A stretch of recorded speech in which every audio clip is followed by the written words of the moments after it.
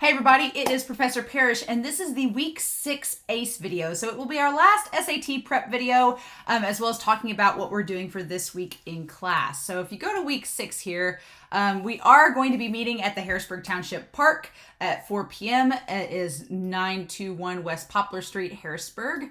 I'm sure that we'll have talked the week prior about where at the Township Park we'll meet, but probably if you see the tennis court, there's a gazebo on the right to that tennis court. It's on kind of on the southwest side. I'll have my blue Ford Escape parked there that night so that we can go do our activity for the evening. So if you want to just meet, we'll meet up there. It's usually where all the ducks and stuff gather, so we'll meet up there and then do our community service from there. But the only assignment for the week, I'll put it up here kind of to show you all, but the only assignment for the week is just doing this. We're going to do something a little bit different. We're not going to write about our experience this week.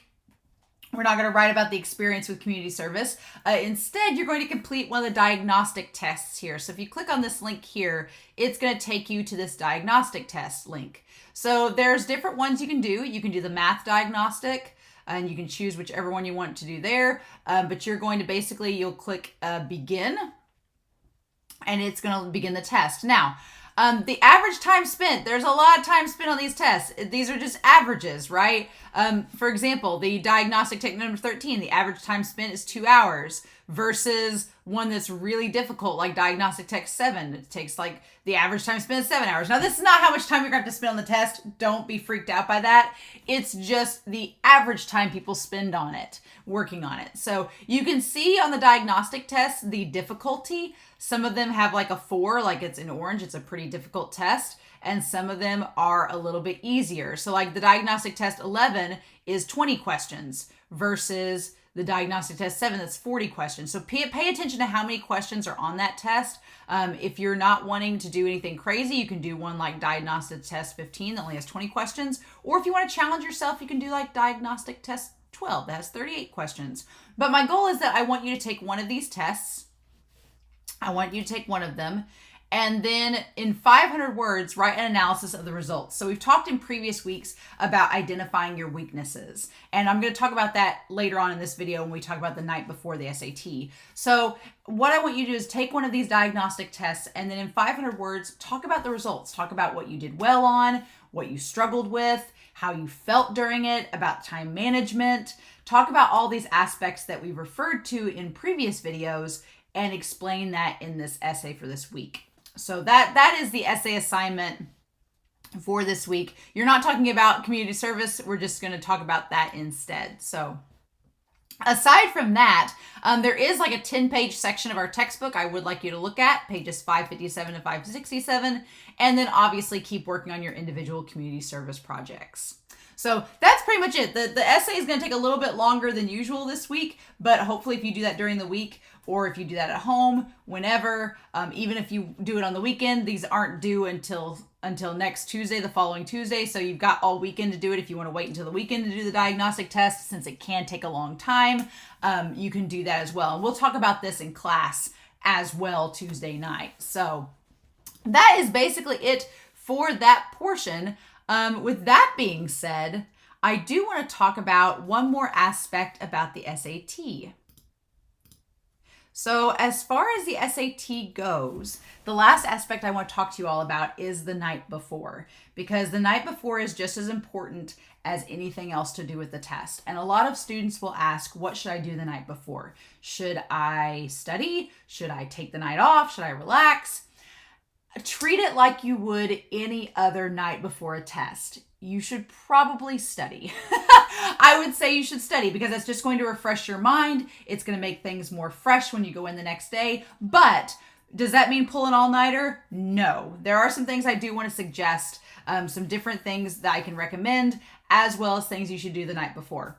Obviously, you should study for the SAT the night before like you would any other test. However, how you study is pretty important, right? You can go over notes, you can check out different parts that you might feel confused about. Any little bit helps. Studying for the test and refreshing your brain and keeping it on track, any little bit will assist you. However, the biggest thing about the night before the SAT is having a concrete plan of how you are going to pace yourself and handle your time management. So this is a test and it's timed, and time tests a lot of students freak out about, myself included. I'm not a fan of time tests. So for me, having a plan in place of, okay, what am I going to do is very helpful. Now, the biggest thing to keep in mind, and this was the hardest part for me to understand as a test taker, is you can skip over questions that are difficult.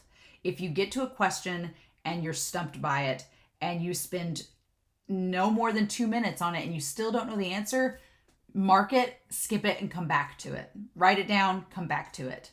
Because this is a time test and you want to get to the questions you absolutely do know and can get through quickly, and then go back and go over the questions that you missed. For me, that was the hardest part, because I'm the type of person, I want to sit down and just plow through the questions one by one. And it was very difficult for me as a student and a test taker to say, okay, I can come back to this question. I wanted to focus on it and obsess about it. And you just don't have time to do that.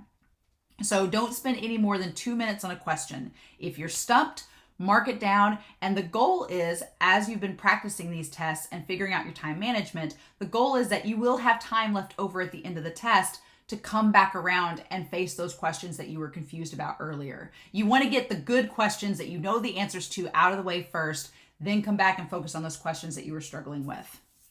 And hopefully you won't have that issue. But keep in mind, there is no one size fits all solution. All of us are going to be different as test takers, but making sure you don't spend too long getting bogged down by one question is going to free up so much stress and anxiety for you, because you won't be obsessing over that one question and missing all the other ones that would have been easy to get through had you not obsessed with that one question. And that was probably the hardest thing for me to understand, because I'm that type of person. I want to tackle each question one by one and not move forward until I've made it through that one problem. But with the standardized test and it being so time allocated, you just can't afford to do that. And you have to get through this test. So because of that, just try the question out. Don't spend too much time on it. Don't give it more than 2 minutes. And then the SAT, here's the biggest thing. I, as a student, wanted to be a perfectionist. I wanted to make sure that every little thing was done right. The SAT is not a test for perfectionists. It is a test it's more about the SAT is concerned more about how many questions you get right than that you got every question right. And that's probably the biggest learning curve for me as a student taking this test that I had to get over. So that's really important to note. Don't get sucked into any one question. The one good thing about the SAT versus the ACT, I took the ACT and it did not give you as much time. The SAT does give you more time to finish, which is nice. So pace yourself. Make sure you have a little bit of time left over at the end of the test, that you can go back to those questions you struggled with, and that you can make sure that you're calm, cool, collected that day of the test. The night before, here's some tips to kind of help you get ready the night before. Review any mistakes you've made from previous tests. This week, we're doing a diagnostic test. You'll know from that diagnostic test if you got any questions wrong. You can save those. Review those the night before the SAT. If you've done practice tests for grammar or writing and language or the reading portion, you can mark those wrong answers and go back over them the night before. The important thing is that you refresh your memory on what you've done wrong so that you don't make those same mistakes during the SAT test. When you do great on a question, your mind is like, yep, I got it, we did it. But if you do something wrong, you want to refresh your memory like, okay, why did I do that wrong and what was the correct way to do it? Review that the night before so that the next day it's fresh in your mind, you don't make those same mistakes. Redo the questions that you got wrong and try to get the right answer. Try to redo those wrong questions and see if you can do them correctly and figure that way out, and that'll be fresh in your mind the following day for test taking.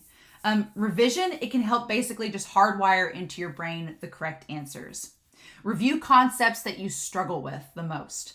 If you struggle with certain grammar aspects or vocabulary, review those the night before. Like, just go over the things that you struggle with the most so that you can feel the most confident about them tomorrow when you take the test.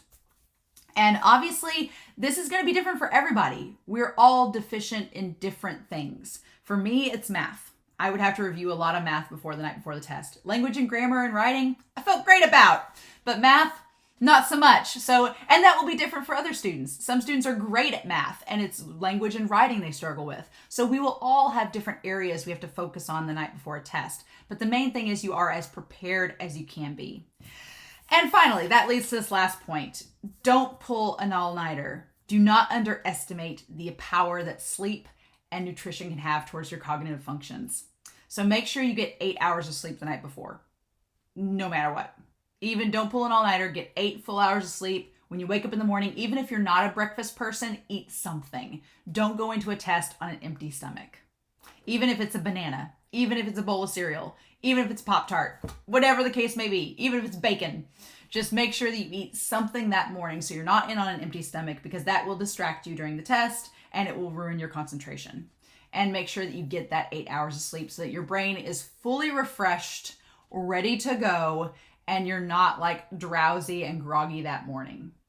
So we can talk about it at the Township Park on Tuesday. If you've got any questions about that, we can talk about it in class, and you can let me know if you have any questions about the night before, things like that. But guys, you did it. You made it. You're going to be fine.